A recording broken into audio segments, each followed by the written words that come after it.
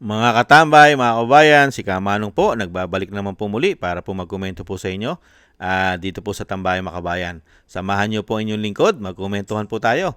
Magandang umaga po muna sa inyo, tanghali, hapon, gabi at madaling araw po sa atin lahat.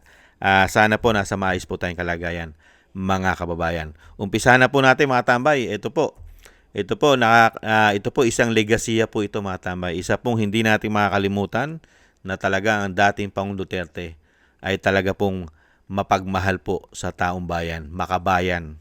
Talaga ito po ay makabansa at makatao at makamahirap. Grabe po, kahit po siya ay pinatapon, kinidnap po para po maipatapon nila sa The Hague, sa ICC, sa Netherlands. Pero yung iniiwan niya pong paggawa at pagtulong at legasiya ay nananatili po sa ating bansa. Katulad po nito, pinasalamatan po siya ni Mayor Isko Moreno ng Maynila dahil po yung nagawang tulong po ng dating Pangulong Duterte sa Philippine General Hospital o PGH mga tambay. Grabe po, nag-iwan po siya doon ng daan-daang milyon mga tambay. Mahigit 100 milyon ang iniwang tulong ng dating Pangulong Duterte sa PGH. Ito po, pakinggan po natin ang pagpapasalamat po ni Mayor Isko sa dating Pangulo at kasama po si Senator Bongo, mga kabayan. Pakinggan po natin si Mayor Isko, mga kabayan. And today, we are grateful to Senator Bongo na kayo'y naglagay ng pondo ng mga panahon na yun.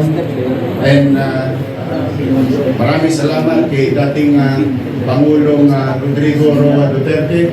We give credit where it's due for supporting this program of PGH. In our own little way, dito, manawa na kayo rito. You can use it as long as you want.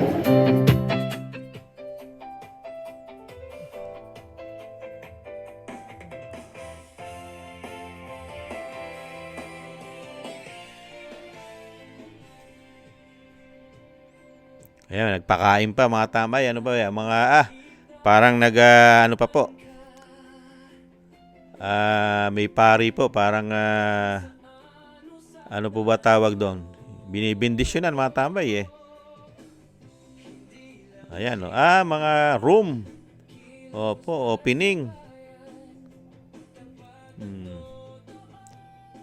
Iba po talaga, pakarami pong legasiya na iniwan po sa atin. Ang mga proyektong nakapaipakinabang at pagtulong ng dating Pangulong Duterte, mga tambay. Ayan, nagbe-blessing pa pala sila, bine-bless po yung mga proyekto, programa na iniwan ni dating Pangulong Duterte at pinangunahan po nila Mayor Isko Moreno ng Maynila at siyempre po si Senator Bongo, mga tambay. Nakita nyo po mga kabayan, samantala ngayon, ang nakikita po nating mga programa at proyekto ng pamahalaan ngayon ay puro proyektong korupsyon, mga tambay. Puro ang pera po ay napupunta po sa kanila, mga kababayan. Ibang klase po. Samantala kay dating Pangulong Duterte, nakikita mo, nalalasap mo, at napapakinabangan mo ang kanyang mga proyekto. Tapos, ang pinakamasakit, mga kababayan, ay siyempre ipinatapon pa sa dahid. Ganyan po katindi silang mamulitika, mga kababayan. Kaya darating naman po ang araw.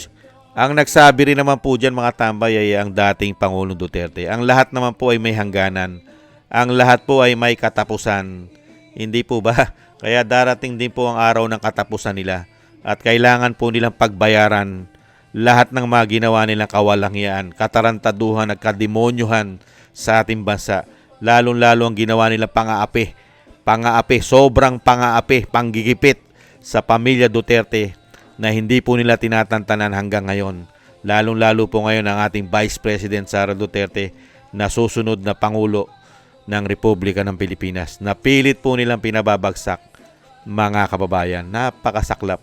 Kaya po, tiis-tiis lang po at syempre samahan po natin ang dasal at panalangin na sana po ay lagi po maprotektahan ang dating Pangulong Duterte at siyempre po ang Vice President Sara Duterte na susunod na presidente ng bansa na hindi po magtagumpay ang kanilang mga kasamaan at siyempre po ang kanilang mga plano ay hindi po sana matupad at hindi po sana ipag-adya ng ating Panginoon na ang maghari po sa ating bansa, siyempre po, ay ang mga kademonyohan at masasamang tao, masasamang politiko, mga kababayan. Nakakatuwa po. Napakaganda po ng ayan. Kaya ayan, nag-commercial lang po mga tambay. Ano lang po natin. Ayan po. Ayan. Ayan po, magsasalita po si Mayor. Maraming salamat, Director Cap Legaspi, for the wonderful message. Walang imposible sa gustong tumulong sa kapwa. Talaga wala imposible. Basta gustong tumulong. Hindi po ba? So, ngayon naman po ating pakinggan ang mensahe mula sa kasaguyang alkalde ng lungsod ng Maynila, ang ating logo, na patuloy na sinusuporta sa mga programang pangkalusugan para proyekto ng PGH mula sa mga Manilay. Honorable Isko Mendoza.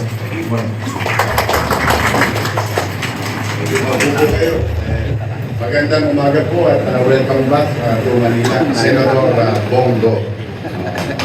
Si Senator Bongo po ay napakaraming tinulungan sa Maynila. Naming, kahit lamay.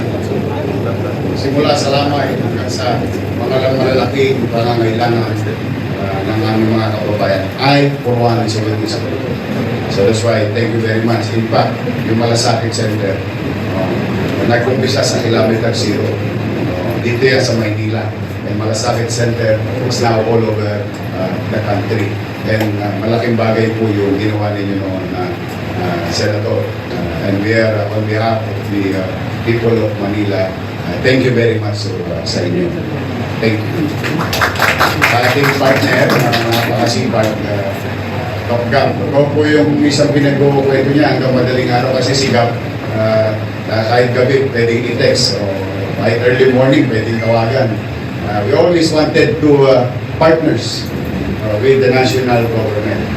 Especially nowadays in the case of City of Manila with our fiscal challenges.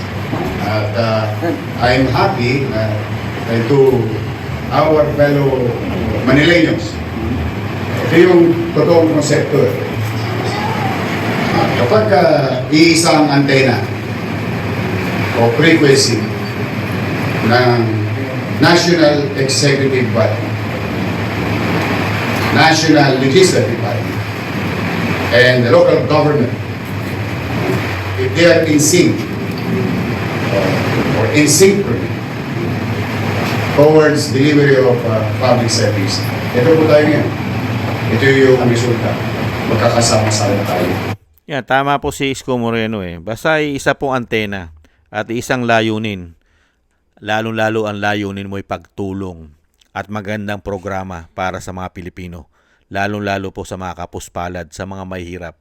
Pag isa po ang puso't layunin at antena, napakarami pong magagawa.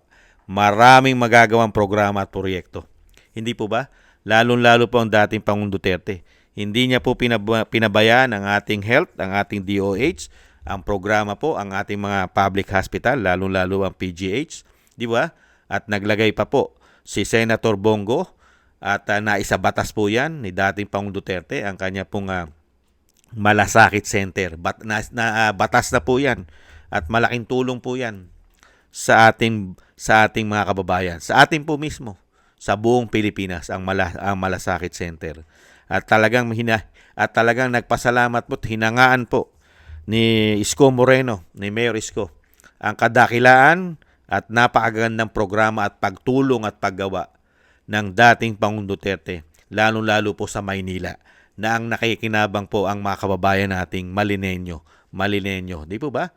Ang mga kababayan po ni Isko sa Maynila, ang nakikinabang po ng napakagandang proyekto ni dating Pangulong Duterte at ni Senator Bongo, ang Malasakit Center. Hindi po ba? At syempre po, yung PGH na talagang inayos at nilagyan po ng pondo at iniwanan pa po ng mahigit 100 milyon na pondo ang PGH ni dating Pangulong Duterte nung panahon niya. At ngayon po, nagkaroon po ng inauguration at binibindusyonan po ng pare ang mga binuksan po, nakaragdagan po na mga kwarto. I think mga kwarto po yun ng hospital room. Kaya napakaganda po mga tambay. Kaya po maipagmamalaki po natin Dahil yung tax po o buwis natin ay nakikita po natin kung saan napupunta. Hindi po ba? Yan po ang tatak Duterte. Taong bayan po nakikinabang. Pilipino ang nakikinabang. At ang tulong ng gobyerno, inilalapit ng gobyerno sa Pilipino ang tulong. Hindi po katulad ngayon. Sa panahon po natin ngayon, ang inilalapit po ng Pilipino, yung pera po natin, inilalapit po natin sa mga magnanakaw na politiko. Inilalagay po natin yung pera natin para ibuwis. Sila naman po ang kumukolekta umano. At iginagawa pong basura. Basura ang tawag sa ating buwis at sa mga inuutang nila. At inilalagay po sa isang damukal na maleta at idinideliver po sa mga basura ng bayan. Mga buhaya, mga nagpakademonyo na mga politiko dahil sa kasakiman, sa kapangyarihan at pera. Mga kababayan, yan po. Yan po ngayon ang nararanasan po natin. Lahat po ng kanilang proyekto, mga kababayan, ay puro po hangin. Mahangin lang po. Puro salita.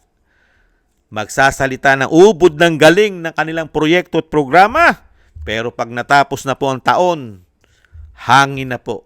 Wala ka na makikita. May nakita ba tayong hangin? Hindi po ba wala? Puro salita lang. Release. Press release, mga kababayan. Pangako! Mga kababayan, ganyan po katindi. Kaya po, dito po mga tambay, talagang magiging proud ka. Magkakaroon ka talaga ng difference, di ba? Ano po ang difference? Noong panahon ni dating Pangulong Duterte, napakaraming programa, proyekto, kapakipakinabang, napakaraming naipagawa na build. Nailigtas pa ang buhay ng mahigit 100 milyong Pilipino sa napakatinding virus sa kasaysayan ng mundo, ang COVID-19. Nailigtas po ang majority ng Pilipino ay hindi po nagkamatay sa COVID-19 dahil sa galing at husay ni dating Pangulong Duterte. Pati po ang ilog ng Maynila na napakabaho ng dagat po ng Maynila, ay nalinis po ang isang damukal na basura at ginawa pang taian. Di po ba ang Manila Bay? Sino po ang may legasiya niyan? Di po ba ang dating Pangulong Duterte na hindi man lang po na-mention ni isa kailanman ay hindi man lang ipinagmamalaki ng mainstream media na nalinis po yan at gumanda. At naging tourist spot pa sa ating mga mahihirap. Tayo lang naman po, majority ng mga mahirap na katulad po natin ay tuwan-tuwa dahil meron po tayong mapapasyalan na dagat na maganda at malinis na ang Manila Bay. Dahil hindi naman natin kayang magbiyahe dahil kapos tayo sa pera. Hindi natin kayang magbiyahe sa Boracay, sa Palawan, di ba? O sa Bohol o kung saan mang magagandang lugar sa ating bansa. Kahit sa Bicol dahil wala tayong pera. Hindi po ba? Hanggang Maynila lang tayo. Kaya nga nagpapasalamat tayo kay dating Pangulong Duterte. Nalinis niya ang ginawang tayan ng mga taga Maynila umano ang Manila Bay. At ganoon din po ang basurahan at ginawa rin tayan ang Ilog Pasig. Hindi po ba? Nilinis po yan. Pero ang credit ay nasa kanila na. Sila na ang magaling. At ni minsan, hindi man lang pinasalamatan ng nakaupo ngayon ang mga ginawa na napakaraming legasiya ni dating Pangulong Duterte. Never pinasalamatan at never minensyon ang mga nagawa ni dating Pangulong Duterte. Kahit ng malalaking mainstream media, never na ipagmalaki ang mga nagawa ni dating Pangulong Duterte. Pati nga ang Boracay, ang number 1 tourist spot ng ating bansa, ay nalinis din po. Hindi po ba? Dahil nga po, pumapangit na. At syempre, pati po ang karsada ron, naiayos, maayos na, mga tambay. At nalagyan din yata ng airport papuntang Boracay. Hindi po ba, mga kabayan? Ganyan po katindi. Pati nga Bicol, nalagyan ng airport. Samantalang number 1 kritiko ng dating Pangulong Duterte ang kanyang Vice President na si Leni Robredo. Pero napagawan po ng international airport ang Bicol. Hindi po ba? Ganyan po ang dating Pangulong Duterte. Trabaho. Serbisyo sa tao. Hindi po korap. Hindi po ngayon pag-upong pag-upo pa lang nila, isang damukal na po ang issue ng korupsyon nila. Hindi po build better more ang ginawa po sa atin. Ano po? Build po nila, binild po nila ng binild kung gaano po karami ang mananakaw nila. Umano. Korupsyon, pamor. Hindi po ba ang ginawa po nila sa atin? Yan po mga kabayan, nagpapasalamat po tayo at nagkaroon po tayo sa ating bansa, sa ating kasaysayan sa ating bansa na isang Rodrigo Roa Duterte na nakita po natin sa kasaysayan na pare-parehas pa tayong buhay kung gaano po kagaling at kahusay na presidente. Hinangaan sa buong mundo at kinilala ang ating bansa dahil sa husay ni dating Pangulong Duterte. Samantala ngayon, ang ating Pangulo ay kinikilala po, unang-una, weak umano, gumagamit ng pulburon at coke umano, kurap na gobyerno. Yan ang mga kinikilala po ngayon sa ating bansa. Meron tayong napakatinding kurap o korupsyon sa ating bansa. At meron pang pulburon at coke issue, mga kababayan. At history rin po mga tambay, history. Meron tayong presidente, mga kababayan, commander-in-chief kung tawagin. Pero sa pulburon test ay takot na takot, mga kababayan. Duwag na duwag, mga kababayan. Takot na takot magpa-pulburon test, lalong-lalo po sa buhok, sa hair follicle pulburon test. Takot na takot po mga tambay. Unbelievable. Commander-in-chief yan, ha? Matapang! Mga kababayan, handang makipagdigmaan. Pero pagdating sa pulburon test, mga kababayan, walang yagballs, walang bayag, mga kababayan. Unbelievable. Yan po mga tambay, naidugtong lang po natin yan. Nagpapasalamat po tayo. Maraming salamat po. Dating Pangulong Duterte, kahit po kayo ay ipinatapon, kidnapping ang ginawa sa inyo, ay nahandyan pa rin po ang pagmamahal nyo sa mga Pilipino, sa aming mga Pilipino. Maraming salamat po sa inyo pong sakripisyo at pagmamahal at paglilingkod sa bayan. Hindi po matatawaran nino man kahit po na nakaupo ngayon ang inyo pong galing at kahusayan at mga nagawa na hindi man lang po ito kine-credit ng mainstream media. Mga kabayan, tayo po mga nakasaksi, mga Pilipino, nasa puso't isip na po natin yan.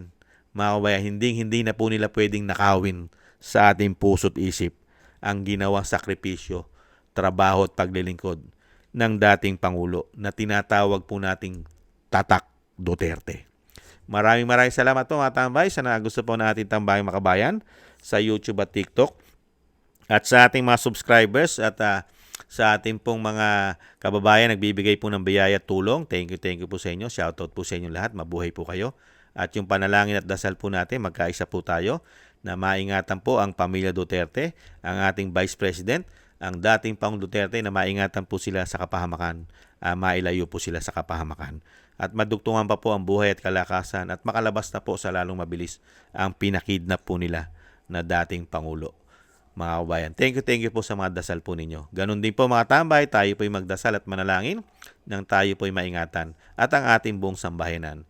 Ingat po mga tambay. Sa muli po, maraming salamat po. Tiis-tiis lang po. Bye-bye.